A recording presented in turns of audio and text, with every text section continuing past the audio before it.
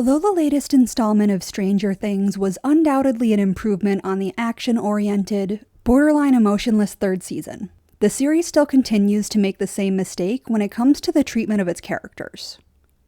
Stranger Things is clearly a plot-driven piece at this point, but one of the weirdest, most unsettling, and most unbelievable aspects of the entire show is the incredible convenience of the trauma that every character endures.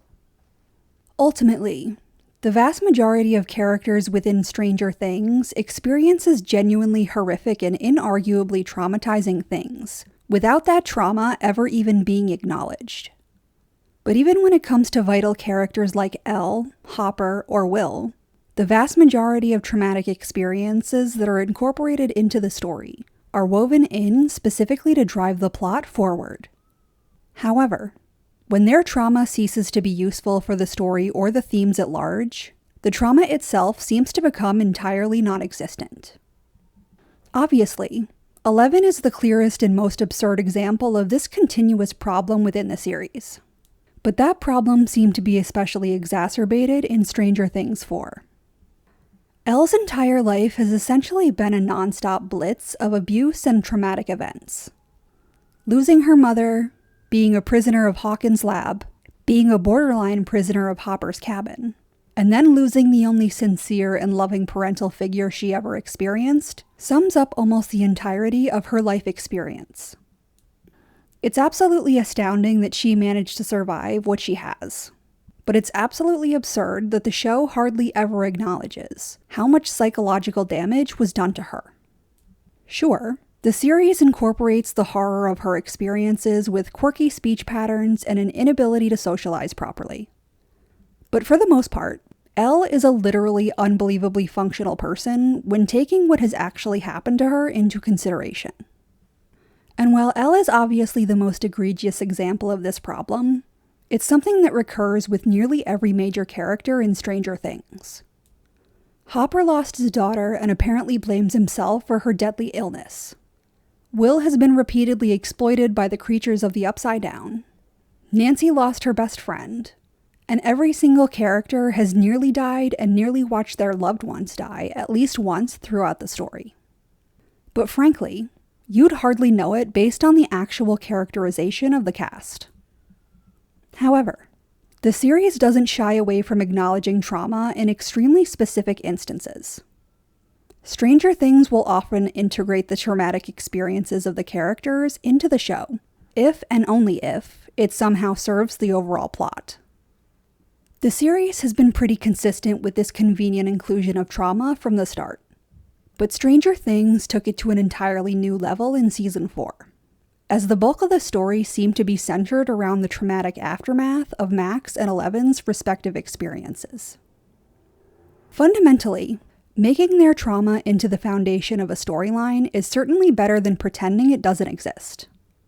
But the fact that it was such a major focal point from a storytelling perspective, without dealing with any of the psychological fallout that these experiences should have had on everyone, feels like an enormous failing of character development. In theory, the horror of Max losing Billy and her guilt around her somewhat mixed feelings has gotten more respect and genuine development than the experiences of any of the other characters. But unfortunately, that's not saying much. Yes, there was hardly any screen time for Max's character to breathe between Billy's death and the attacks from Vecna. But it still feels insincere to have Max be clearly upset, but acting relatively normally, when the trauma of Billy's loss is apparently literally horrible enough to make her a target of Henry Creel. Add in the fact that Max's entire life has seemingly been upended since Billy died. And it's even harder to believe that she didn't go through any personality changes that had a significantly negative effect on her life, her behaviors, or her relationships with others up until the point of the season's beginning. Yes, she's isolated and isn't with Lucas. But aside from that, she seems like the old Max Mayfield, which seems bizarrely inappropriate considering what she's been through. Unsurprisingly, the resurrection of Elle's trauma and the ensuing storyline surrounding it pushes the bounds of plausibility even further. Despite the fact that Elle has been the centerpiece of Stranger Things from the start, and despite the fact that she is understandably a fan favorite.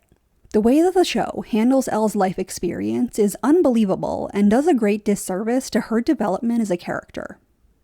Sure, the series is willing to give her endearing quirks and occasionally allows her to fully express her rage. But her most violent and unstable behavior always comes at the right time and is always directed at the right people. If the horrors that she has endured is ever actually addressed, it always dovetails perfectly with what the larger plot requires, and once those requirements are met, it essentially ceases to exist. But while this has been a consistent issue with Elle from the start, the most recent season has taken it to an exceptional extreme. In Season 4, viewers discover that Elle is actually the only survivor of the Hawkins Lab massacre, that the slaughter of her pseudo-siblings is at least partially her fault. She barely survived her first encounter with Henry Creel, and this entire event was so traumatizing to her that she completely repressed it.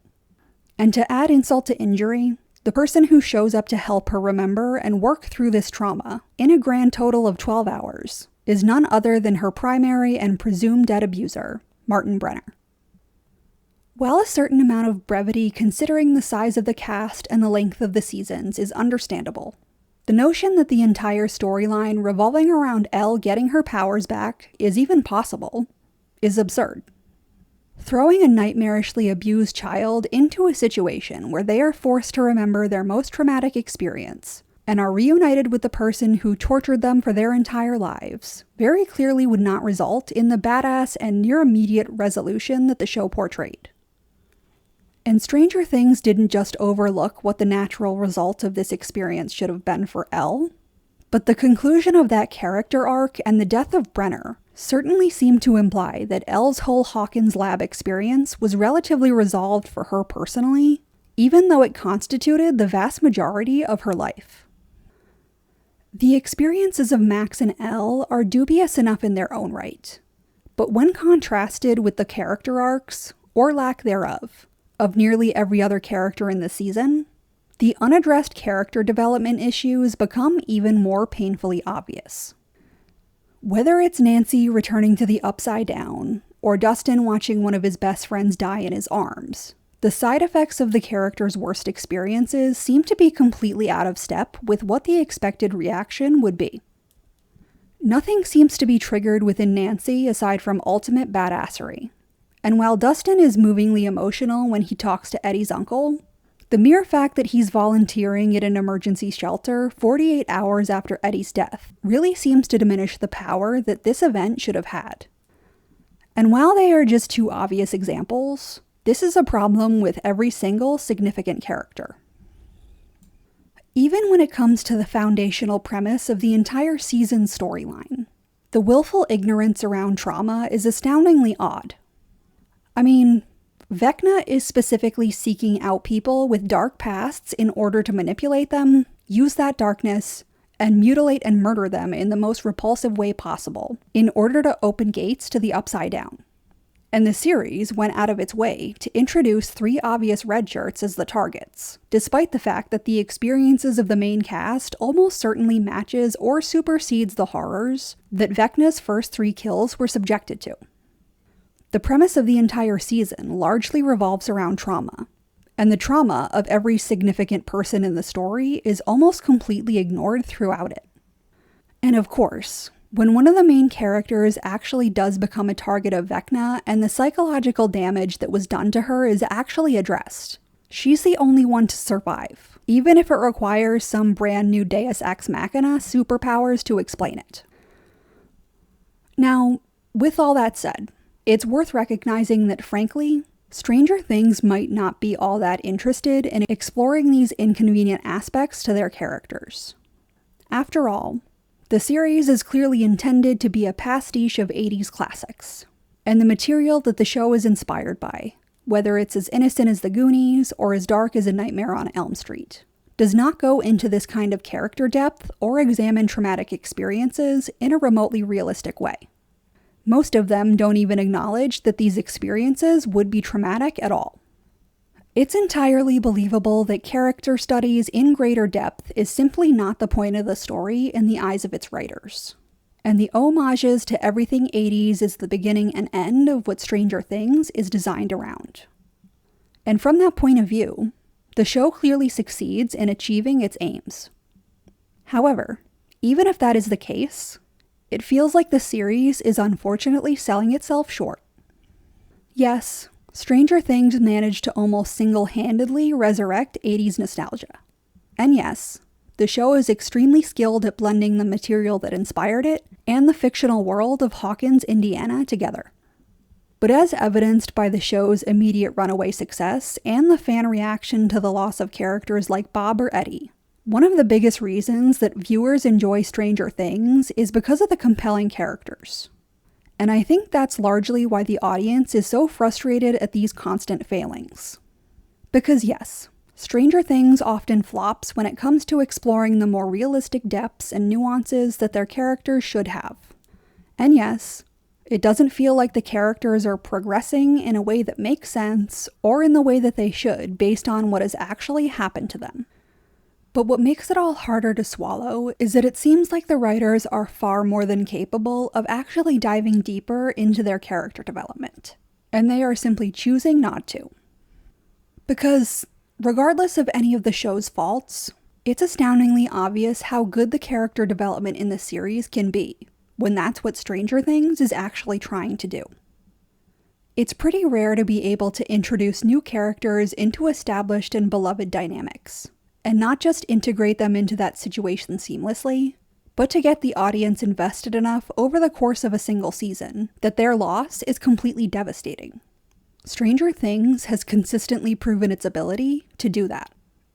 Ergo, it's completely natural that people are disappointed that they seem to willfully ignore the opportunities to further develop their established cast, even when it makes absolutely no sense for them to avoid it. As the show has gone on, this problem has only grown, and it unfortunately doesn't seem like the kind of issue that can be fixed in one season.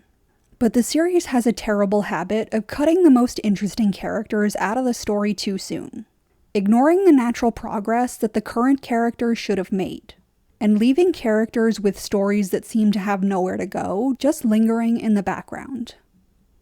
Ultimately, now that Stranger Things has moved into the final season, it seems borderline impossible for these issues to be resolved. And perhaps it is better to eliminate characters while the audience still wants more of them, rather than forcing them to overstay their welcome. But it's disappointing, because it feels like all of the characters have the potential to be a lot more than whatever they actually wind up being. But what do you think? Does Stranger Things avoid developing its characters like they should? Leave your thoughts and opinions below. And if you're interested in more content like this, like and subscribe.